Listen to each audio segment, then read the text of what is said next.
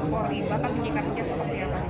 Ya, kasus ini kemarin saya tanyakan pada penyidik ya, katanya Dek kok lama ini naik kan, sudah lama menjadi penyelidikan dan penyidikan, kok sampai sekarang belum ada penetapan. Kemarin katanya terkendala karena adanya demo besar-besaran itu sehingga petugasnya terkuras untuk sana.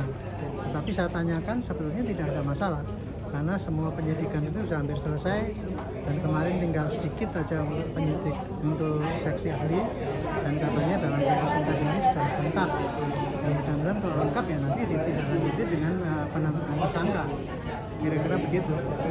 Apa yang menjadi pertimbangan sebenarnya jadi pihak penyidik Pak sehingga sampai berbulan-bulan ini belum Ya kemarin itu gara-gara ada demo besar-besaran itu kan sehingga tertunda.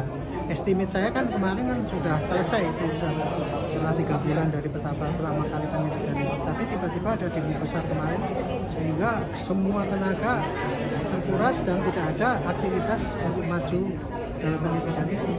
Nah sekarang setelah ini kan baru selesai tenaga untuk menyelesaikan demo-demo kemarin kan baru selesai minggu lalu. Ini sekarang sudah dilanjutkan dan katanya sih segera selesai dan mungkin nanti akan ditindaklanjutikan tindakan selanjutnya. Saya juga menyarankan ini supaya tidak berlarut-larut, tentukan aja cepat saja, nggak usah ragu-ragu. Kalau memang cukup ya silakan kirim, kalau nggak cukup ya hentikan aja, nggak usah ragu-ragu.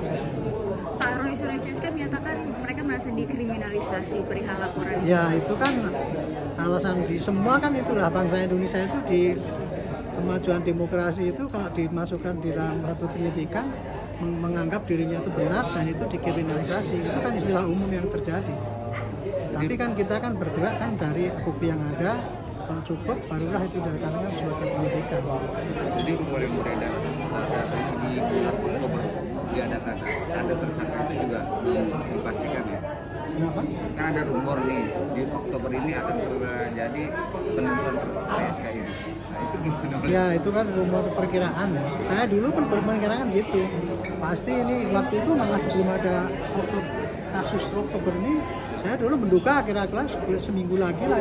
Tapi ternyata ada kasus itu sehingga mundur.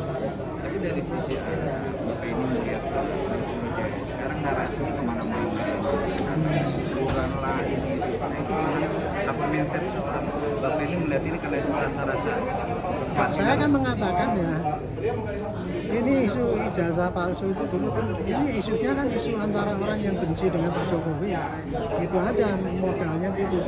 Kemudian masuknya kepada penyidikan itu, dan kemudian setelah penyidikan sudah jalan, sudah hampir ending pada ujungnya, kan pakai lagi isu yang baru lagi, isu lain. Kan isunya daripada orang-orang yang benci pada Pak Jokowi itu dengan yang mendukung Pak. Cuma itu aja yang terjadi. Bagi saya nggak kaget itu. Tapi kaget polisi saya sendiri. Netizen ini kemana sih corongnya seorang kuliah dan penegak belum ada SP3? Nah ini dari tantangan polisi. Saya bolak-balik mengatakan pada polisi, netizen ini menunggu kepastian. Ini kalau tidak segera dipastikan langkah daripada Polda Metro akan terjadi kebimbangan masyarakat pada mana yang benar, mana yang salah. Nah itu risiko daripada kalau polisi nggak berani bertindak tegas.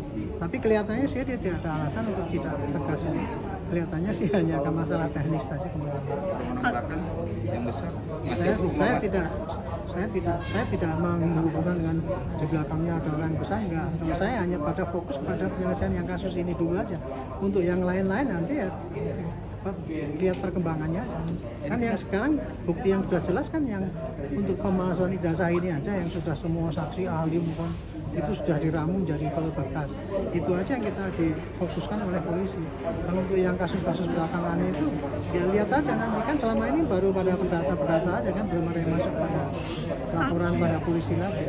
Pak, kalau Roy Suryo sendiri kan merasa yakin kalau kasus ini harus dihentikan Pak. Ya dia dari pertama kali masuk ya maksudnya merasa dihentikan dan merasa dikriminalisasi. Itu biasa itu. Selama saya jadi polisi 50 tahun itu seorang tersangka mesti ngomong saya tidak bersalah. Walaupun nggak ada buktinya itu katakan saya tidak bersalah. Tapi nanti setelah ada penyidikan dan alat buktinya cukup ya ini mereka baru tahu. Nanti tinggal tunggu di pengadilan aja. Tapi seberapa besar kemungkinan mereka yang menjadi tersangka Pak kalau secara hukum sendiri Pak? Kalau saya melihat sih sudah cukup bukti. Kalau saya melihat ya sudah cukup bukti karena apa? Saksi sudah ada. saksi ahli ada 30, barang bukti ada 500 katanya begitu. Jadi kurang apa lagi kan gitu kan? Tinggal dikirimkan aja ke jaksa apakah itu dianggap sebagai saksi ya, bukti atau yang sah atau tidak gitu. Baru itu novum jasa salinan Pak Jokowi untuk gelar perkara lagi. Gimana? Ya menurutnya Pak Roy mengatakan itu kan novum.